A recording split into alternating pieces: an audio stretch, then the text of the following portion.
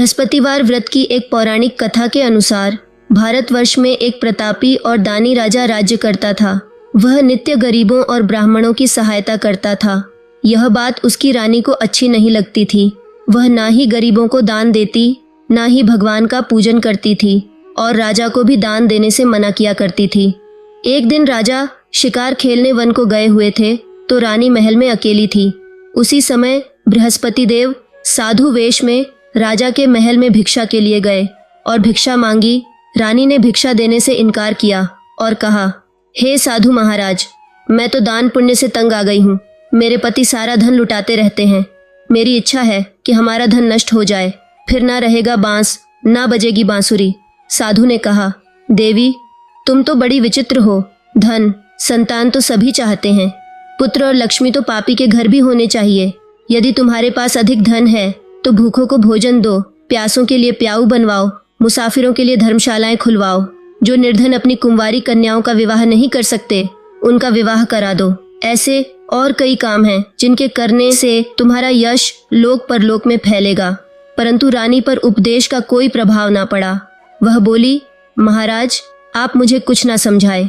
मैं ऐसा धन नहीं चाहती जो हर जगह बांटती फिरूं। साधु ने उत्तर दिया, यदि तुम्हारी ऐसी इच्छा है तो तथास्तु। तुम ऐसा करना कि बृहस्पतिवार को घर लीपकर पीली मिट्टी से अपना सिर धोकर स्नान करना, भट्टी चढ़ाकर कपड़े धोना। ऐसा करने से आपका सारा धन नष्ट हो जाएगा। इतना कहकर वह साधु महाराज वहां से चले गए। साधु के अनुसार कई बातों को पूरा करते हुए रानी को केवल 3 बृहस्पतिवार ही बीते थे कि उसकी समस्त धन संपत्ति नष्ट हो गई। भोजन के लिए राजा का परिवार तरसने लगा। तब एक दिन राजा ने रानी से बोला कि हे रानी, तुम यही रहो, मैं दूसरे देश को जाता हूँ, क्योंकि यहाँ पर सभी लोग मुझे जानते हैं, इसलिए मैं कोई छोटा कार्य नहीं कर सकता। ऐसा कहकर राजा परदेश चला गया। वहाँ वह जंगल से लकड़ी काट कर लाता और शहर में बेचता। इस तरह वह अपना जीवन व्यतीत करने लगा। इधर राजा के परदेश जाते ही रानी और दासी दुखी रहने लगी। एक बार जब रानी और दासी को 7 दिन तक बिना भोजन के रहना पड़ा तो रानी ने अपनी दासी से कहा, हे दासी, पास ही के नगर में मेरी बहन रहती है। वह बड़ी धनवान है। तू उसके पास जा और कुछ ले आ, ताकि थोड़ी बहुत गुजर बसर हो जाए। दासी रानी की बहन के पास गई। उस दिन गुरुवार था और रानी की बहन उस समय बृहस्पतिवार व्रत की कथा सुन रही थी। दासी ने रानी की बहन को अपनी रानी का संदेश दिया, लेकिन रानी की बड़ी बहन ने कोई उत्तर नहीं दिया। जब दासी को रानी की बहन से कोई उत्तर नहीं मिला तो वह बहुत दुखी हुई और उसे क्रोध भी आया। दासी ने वापस आकर रानी को सारी बात बता दी। ये सुनकर रानी ने अपने भाग्य को कोसा। उधर रानी की बहन ने सोचा कि मेरी बहन की दासी आई थी, परंतु मैं उससे नहीं बोली, इससे वह बहुत दुखी हुई होगी।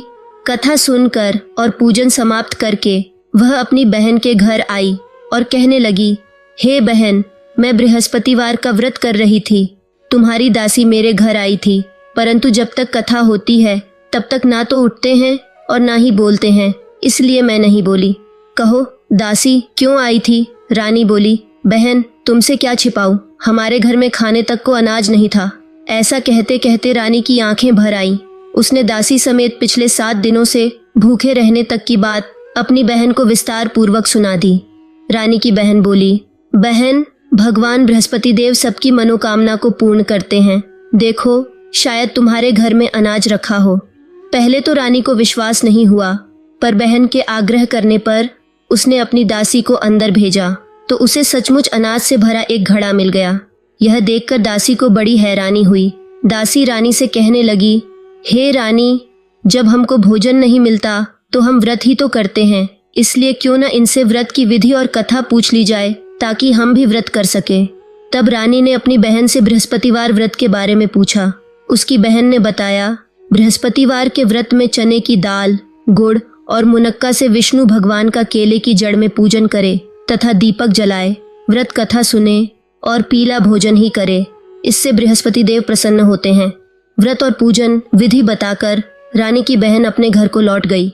7 दिन के बाद जब गुरुवार आया तो रानी और दासी ने व्रत रखा। अब व्रत करने के लिए चने की दाल और गुड़ कहाँ से आए? तब वह घुड़साल में जाकर चना और गुड़ लेकर आई।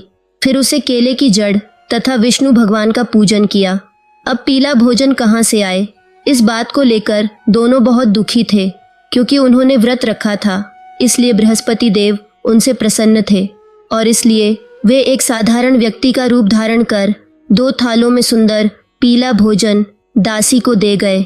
भोजन पाकर दासी प्रसन्न हुई और फिर रानी के साथ मिलकर भोजन ग्रहण किया।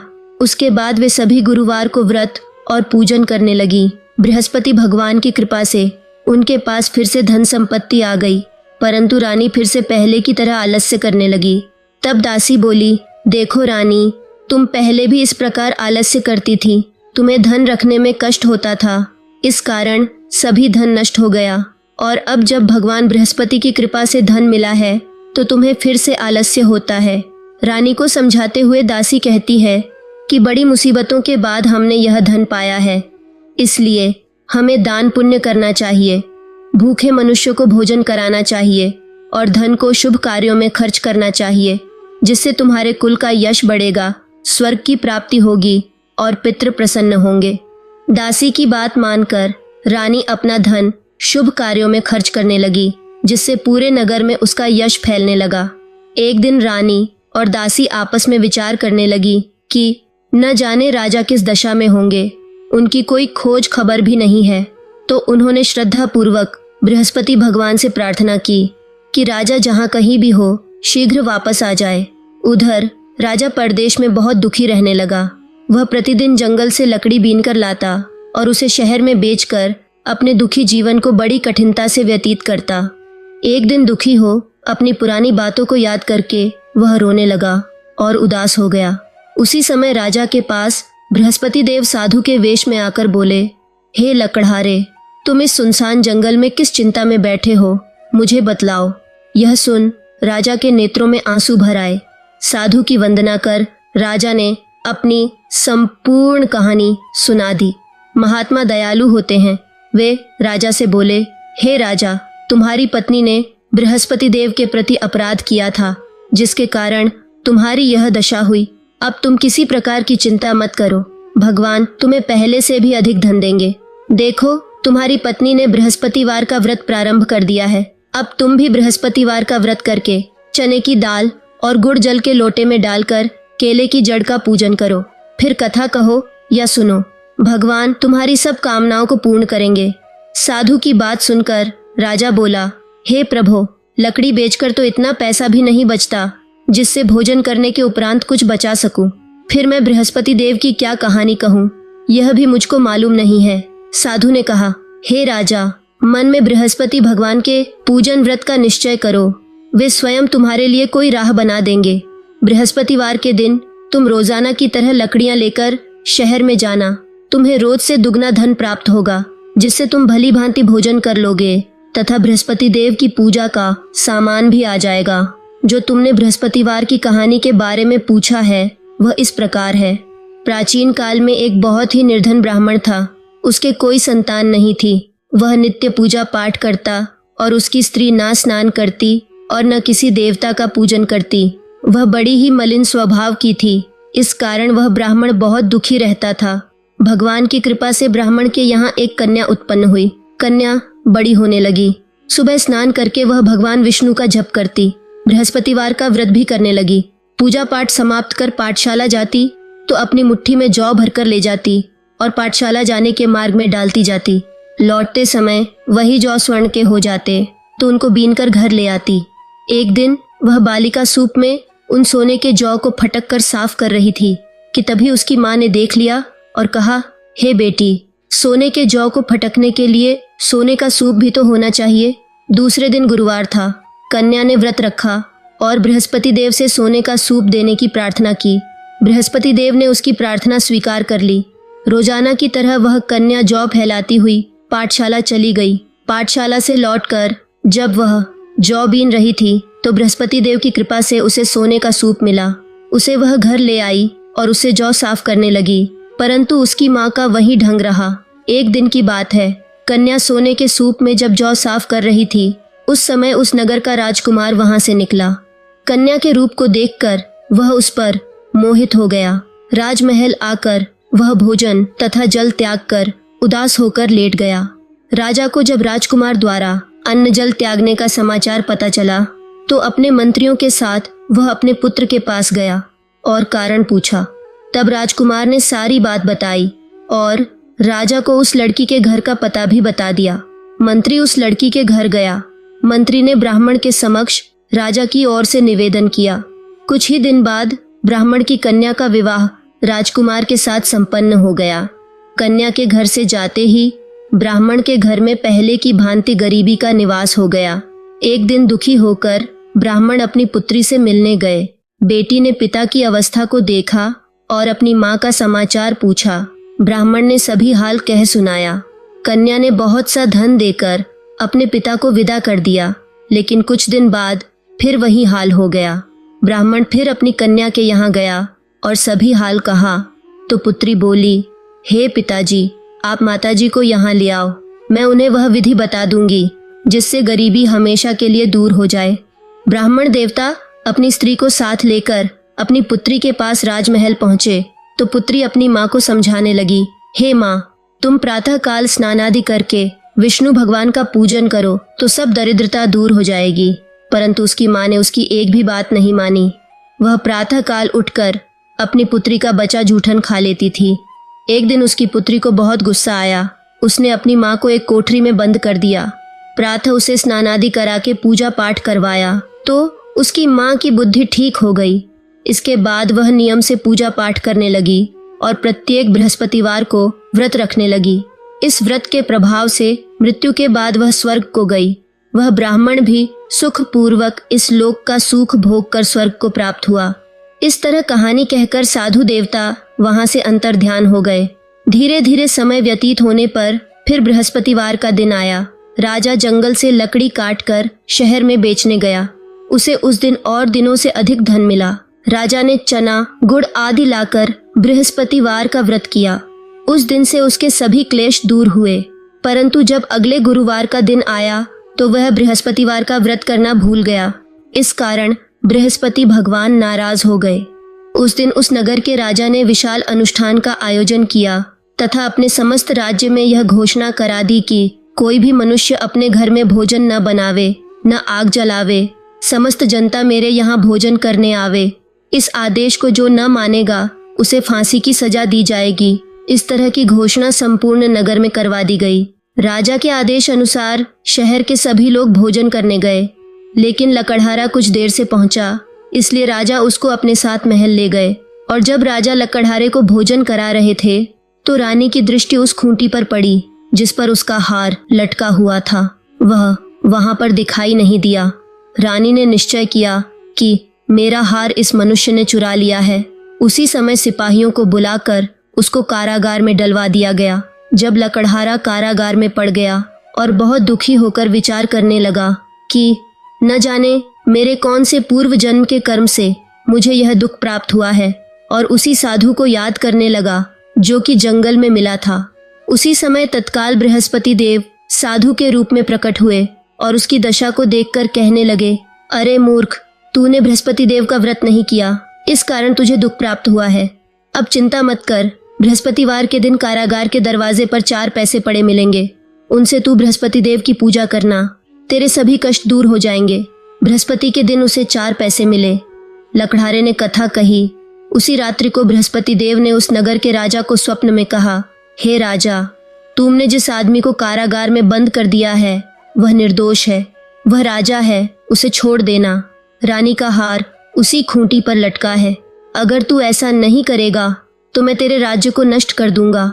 इस तरह रात्रि के स्वप्न को देखकर राजा प्रातः काल उठा और खूंटी पर हार देखकर लकड़हारे को बुलाकर क्षमा मांगी तथा लकड़हारे को योग्य सुंदर वस्त्र आभूषण देकर विदा कर दिया। बृहस्पति देव के आदेश अनुसार लकड़हारा अपने नगर को चल दिया। राजा जब अपने नगर के निकट पहुंचा तो उसे बड़ा आश्चर्य हुआ। नगर में पहले से अधिक बाग, तालाब, कुएं तथा बहुत सी धर्मशाला, मंदिर आदि बन गई हैं। राजा ने पूछा, यह किसका बाग और धर्मशाला है? तब नगर के सब लोग कहने लगे, यह सब रानी और दासी के हैं। तो राजा को आश्चर्य हुआ और गुस्सा भी आया कि उसकी अनुपस्थिति में रानी के पास धन कहाँ से आया होगा। जब रानी ने यह खबर सुनी कि राजा आ रहे हैं तो उसने अपनी दासी से कहा कि हे दासी, देख राजा हमको कितनी बुरी हालत में छोड़ गए थे। हमारी ऐसी हालत देखकर वह लौट न जाए, इसलिए तू दरवाजे पर खड़ी हो जा। आदेश अनुसार दासी दरवाजे पर खड़ी हो गई। राजा आए तो उन्हें अपने साथ ले आई। तब राजा ने क्रोध करके अपनी रानी से पूछा कि यह धन तुम्हें कैसे प्राप्त हुआ है? तब रानी ने कहा, हमें यह सब धन बृहस्पति देव व्रत के प्रभाव से प्राप्त हुआ है। तब राजा ने निश्चय किया कि 7 रोज बाद तो सभी बृहस्पति देव का पूजन करते हैं, परंतु मैं प्रतिदिन दिन में 3 बार कहानी तथा रोज व्रत किया करूंगा। अब हर समय राजा के दुपट्टे में चने की दाल बंधी रहती तथा वह दिन में 3 बार कहानी कहता। एक रोज राजा ने विचार किया कि चलो अपनी बहन के यहाँ हो आए। इस तरह निश्चय कर राजा घोड़े पर सवार हो अपनी बहन के यहाँ को चलने लगा। मार्ग में उसने देखा कि कुछ आदमी एक मुर्दे को लिए जा रहे हैं। उन्हें रोककर राजा कहने लगा, अरे भाइयों, मेरी बृहस्पति देव की कथा सुन लो। वे बोले, लो, हमारा तो आदमी मर गया है, इसको अपनी कथा की पड़ी है। परंतु कुछ आदमी बोले, अच्छा कहो, हम तुम्हारी कथा भी सुनेंगे। राजा ने दाल निकाली और कथा कहने लगा। जब कथा आधी हुई कि मुर्दा हिलने लग गया और जब कथा समाप्त हो गई तो राम राम करके वह उठकर खड़ा हो गया। राजा आगे बढ़ा। आगे मार्ग में उसे एक किसान खेत में हल चलाता मिला। राजा ने उसे देखा और उससे बोला, अरे भैया, तुम मेरी बृहस्पतिवार की कथा सुन लो। किसान बोला, जब तक मैं तेरी कथा सुनूंगा तब तक 4 हरैया जोत लूंगा। जा, अपनी कथा किसी और को सुनाना। इस तरह राजा आगे चलने लगा। राजा के हटते ही बैल पछाड़ खाकर गिर गए तथा किसान के पेट में बड़ी जोर का दर्द होने लगा। उस समय उसकी माँ रोटी लेकर आई। उसने जब यह देखा तो अपने पुत्र से सब हाल पूछा और बेटे ने सभी हाल कह दिया। तो बुढ़िया दौड़ी दौड़ी उस घुड़सवार राजा के पास गई और उसे बोली कि मैं तेरी कथा सुनूंगी, तू अपनी कथा मेरे खेत पर चलकर ही कहना। राजा ने बुढ़िया के खेत पर जाकर कथा कही, जिसके सुनते ही वह बैल उठ खड़े हुए तथा किसान के पेट का दर्द भी बंद हो गया। राजा अपनी बहन के घर पहुंचा।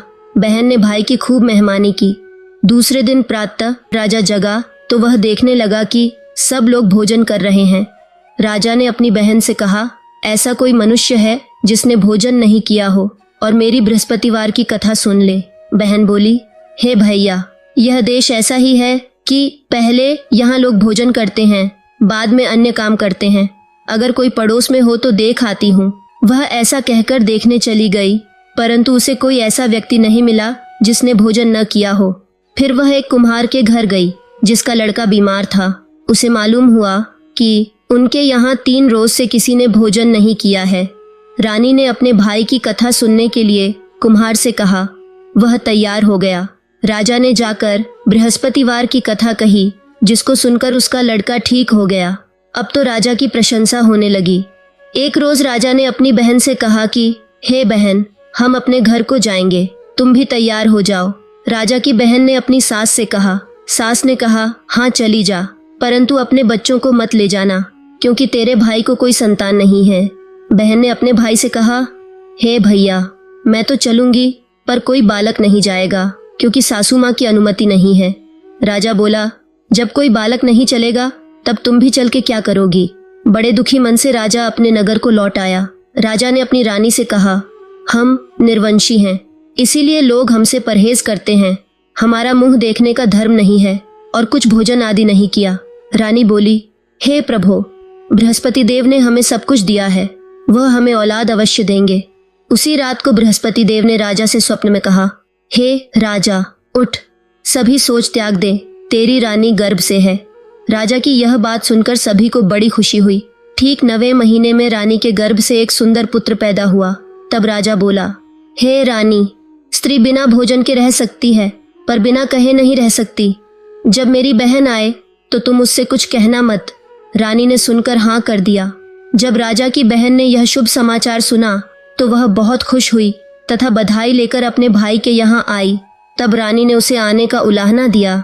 जब भाई अपने साथ ला रहे थे तब टाल गई, उनके साथ न आई और आज अपने आप ही भागी भागी बिना बुलाए आ गई। तो राजा की बहन बोली, भाभी, मैं इस प्रकार ना कहती तो तुम्हें औलाद कैसे होती? जो भक्तिपूर्वक बृहस्पतिवार का व्रत करता है एवं कथा पढ़ता है अथवा सुनता है और दूसरों को सुनाता है तो बृहस्पति देव उसकी सभी मनोकामनाएं पूर्ण करते हैं और उनकी सदैव रक्षा करते हैं। बोले बृहस्पति देव की जय।